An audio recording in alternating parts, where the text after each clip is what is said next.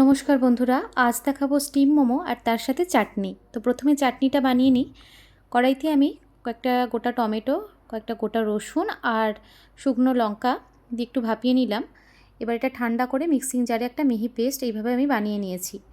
এর কাঁচা গন্ধটা এবার কাটানোর জন্য কড়াইতে একটু সাদা তেল দিয়ে স্বাদ মতো নুন চিনি অ্যাড করে আর তার সাথে একটু টমেটো কেচাপ দিয়ে আমি চাটনিটা রেডি করে নিলাম। এবার মোমোটা বানানোর জন্য ময়দাটা ভালো করে ময়ন দিয়ে মাখছি।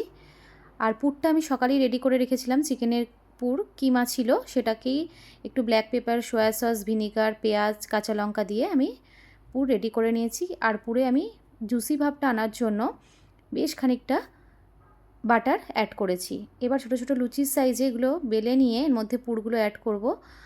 আর এটার একটা শেপ দিতে হবে। আমি শেপটা সত্যি দিতে পারছিলাম না, এটাতে ও একটু হেল্প করে দিল আমায়।